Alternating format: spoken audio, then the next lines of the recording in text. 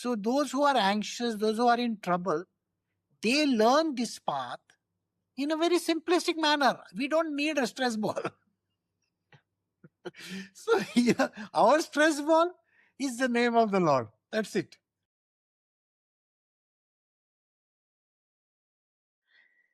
Jai Shri Krishna Guruji. Yeah, Jai Shri Krishna. There is another question, Guruji, please. When talking with people, you hear the stress that they have in their life. They take on all of this chaos that's going on around them. How does Devotional Path help manage that chaos? See, in devotion, we have a very simple task. Taking the name of God. Okay? I want you to think of a young child. He is told that don't go in this room because there is a ghost over there. What does the child do? He has learnt it that just take the name of God. Just take the name of God. So he takes the name of God. And when he does that, his fear goes away. Have you noticed it? With children, this is so simple and easy. As we grow on the path of devotion, we also have something which is called Naam Japa, taking the name of God. Like we say the name of God in a continuous manner. You can do that. It's enough. Isn't it written that, if you see Judaism, taking the name of Yahweh, the way it is pronounced, just that name can eliminate literally all your troubles. Isn't that mentioned? So in a similar manner, when you see all these people stressed out and all that, think in all these big companies and all, they give them a stress ball or they ask them to breathe, breathe, breathe, breathe. They say these words, What exactly are they doing? They're diverting their attention from this problem to something nicer. What is nicer than the name of God? So what we do in our path is we ask you to just chant the name of God. That's it. That is enough. And when we do that, most of our troubles vanish. So those who are anxious, those who are in trouble, they learn this path in a very simplistic manner. We don't need a stress ball. So our stress ball is the name of the Lord. That's it. This is how you can actually overcome all your troubles. Yes, Guruji. Very good. Well, Guruji, you've mentioned several different ways that people see God, like whether it's Christians or whether it's the Muslims or the Sikhs or in Sanatan Dharma. What is the one thing that is in common with all of these? I cannot say one. There are many. One is called faith. You got to have faith. Think like this. Human beings get married to another person, and if there is no trust and faith in that person, what is the point of that marriage? Isn't it? In spirituality also, the most important word is called faith. You got to have faith. The faith has to be absolute in the sense that, yes, if I am saying something, I am saying it with a lot of emphasis, and I have that experience and the knowledge of saying these words. So you got to have faith in my words as well. Faith in God, faith in the Guru, these are two most important things. This is there literally across the board. You will find that even in all these places, we believe in that particular entity. We have faith in God, and there is a person who is teaching us about it. So we got to have faith in him also, isn't it? So that is number one. Please don't try to use logic in this. See, human beings like to become very logical in their approach. They will say, oh, this is not a miracle. Oh, this is not like this. No. Keep your logic outside. When you are having faith, Don't use logic over there. Because in this world, there are so many things where logic fails. So this is what you got to believe in. The next one is we got to have love.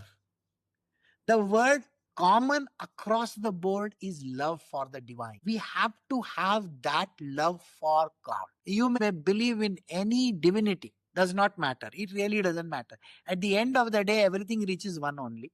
We say, oh, anyone, that. So finally, you are going to go to that one place only. So let us consider this as you got to have this love for that one, and don't again think why and wherefores and all that. Just don't bother. When you are in love, do you question your girlfriend or your boyfriend? No. You're just in love. When you are in love, the whole world you forget, isn't it? So that kind of love we got to develop. We don't have pride. Let us see, when everybody is visiting a temple, the rich and the poor, a church or any other Gurudwara or whichever place, are they bothered so much about I am rich, I am this one, I am that one? No. We leave our pride outside and we come inside so that we can become one in that place. So in any of these religions that we were talking about just now, this is the main theme, isn't it? Then we remember the God.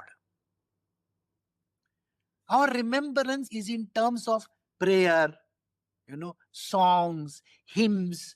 Don't we do that? Across the world, in all the religions, do we have some words describing this entity also? Are we not describing the divine? Are we not saying it with glowing words? The idea is a prayer is like that. We are praising God. So praising God is a must over here. This is a common thread again. Everywhere over here, it's a common thread. Then we offer service. If you have seen, service is so very important. We serve mankind. We serve everybody around us. I have gone and done service in Gurdwaras as well. I have gone to some gurus' places as well. There also I have done service. Because service is a very, very important word. Even across the board, all these denominations, they also do service. So service is a very, very common word, and we don't have to become selfish. It's not for I, me, myself. See, when I'm doing my one-on-one, I may say, God, give me this job or something like that. But when we are doing it in public, we are doing a selfless service. Understand this. We do this so that there is the humanity around us. Everybody is going to become very kind and considerate to each other. The idea is to be that loving person, even with the world. Do we have love with God is one thing, but to have love for the entire humanity is very, very important. That is what we achieve. So these are a few things which I said that you are able to achieve as a common thread across board, and you can attain all these things through the path of this devotion. Yeah. Yes, Guruji. So the person that might be listening and decides, I want to do this, and I'm inspired, I'd like to try out this devotional path. What should they do? They're going to start it today. Yeah. See, if you want to start it today, first thing would be to know what exactly you are looking for. In this path, the devotional path, you can look for something. What is that something? I could look for a satsang. I could look for a very simple, primer, a primer in devotion. I could even, go and visit some temples or some such places. Read books. If I have that much amount of knowledge, I can read the Bhagavad Gita or any other scripture. They can connect with us. There is no harm in that. What we do is satsangs. We take up some scriptures and we are talking about it, isn't it? I am expounding on that on a daily basis, literally. So they could join us that way. Or if they want a personal one-on-one or something like that, then they can connect with us and see how it can be done. For basic understanding, like for children and all, we are having some courses which they can attend. See, because children, they don't understand about all these things, and they can get biased also. So here we have to teach something which is unbiased, which it can appeal to them. And the parents also have to feel comfortable about what is being taught to them.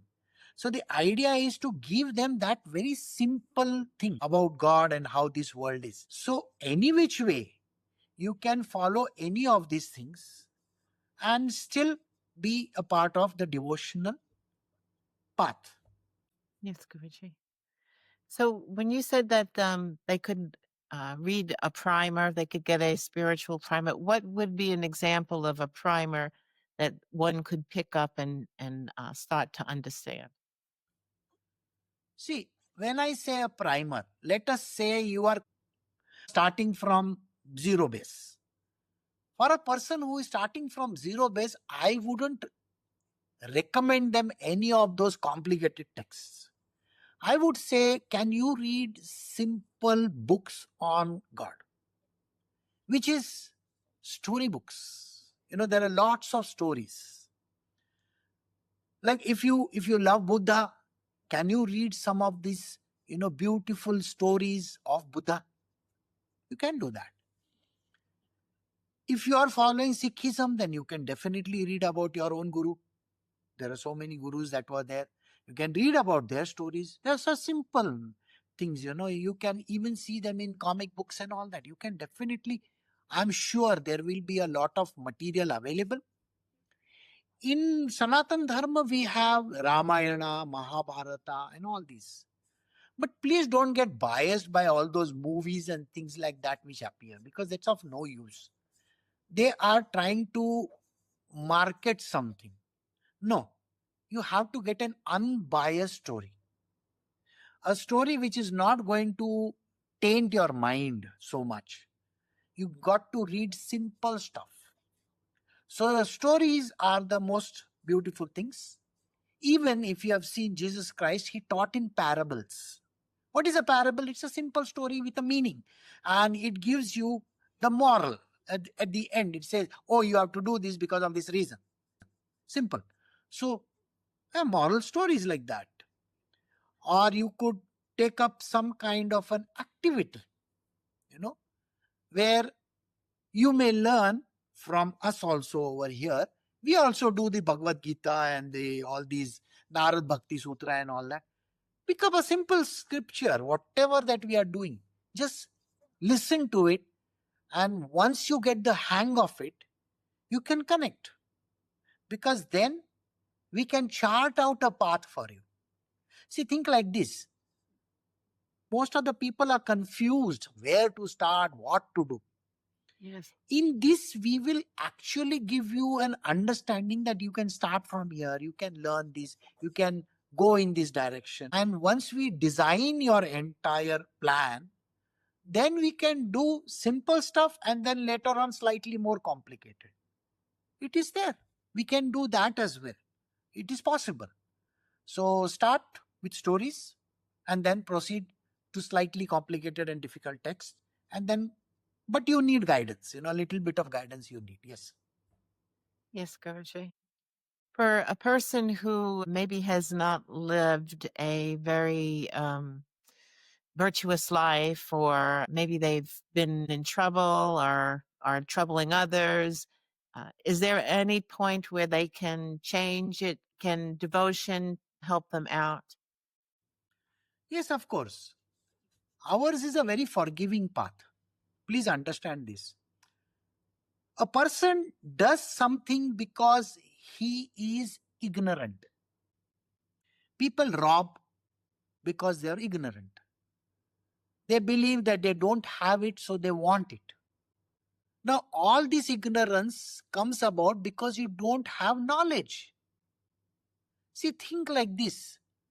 Why do people do simple stuff like taking somebody's stuff and going away? Right in our school days also, the children would take somebody's pencil or something like that and take it home. Why? Because the child is ignorant, he doesn't understand. And when he becomes big, he does all kinds of wrong things without any idea about why he is doing them also.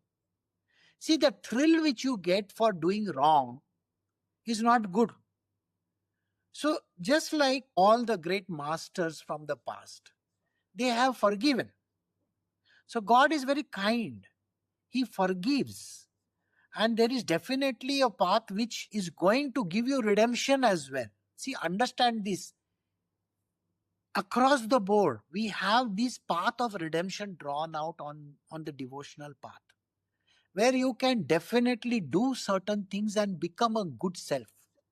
This is what I explained to you in the beginning, that we all have to become a good self. Overcoming these shortcomings, like less of knowledge, the meanness that we have, and all these kind of things, we eliminate from our life.